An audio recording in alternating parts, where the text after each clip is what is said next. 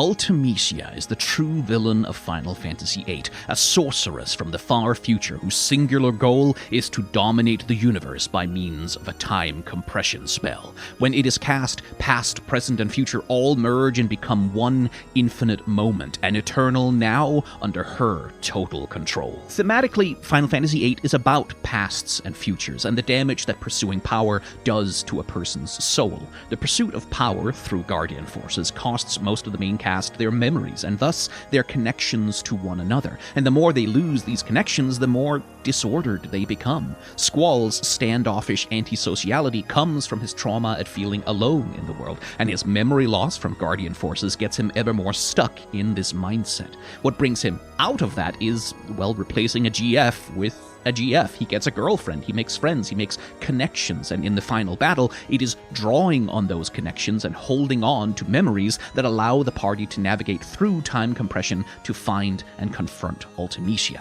Thus, Ultimecia is a classic thematic villain. She represents the dark extreme of the emotional challenge that our protagonists are up against, the promise of total power and total self-sufficiency that comes with total loneliness, an eternal and unending now where there is no past to remember and no future to look forward to.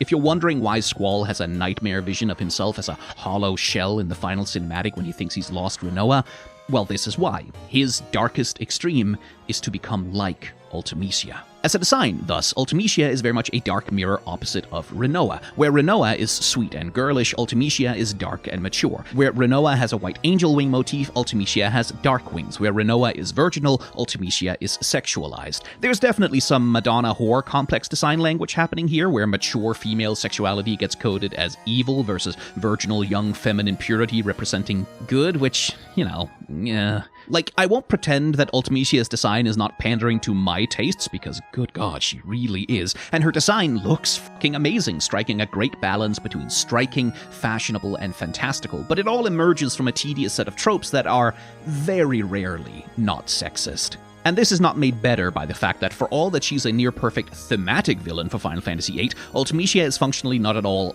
a character. She enters the story as an ontological evil, and she never develops. Her backstory, her motivations, her reasons for being like she is, these are never explored or treated as relevant or interesting. She's evil because she's evil, and because she's evil, she is sexy. She's less a character and more of a final boss object, ultimately. I think if the game had developed her more as a personality, as a true enemy to the party, rather than just a plot-functional antagonist, she might be remembered a lot more fondly as an iconic villain. As it stands, she's mostly just a very cool-looking boss fight.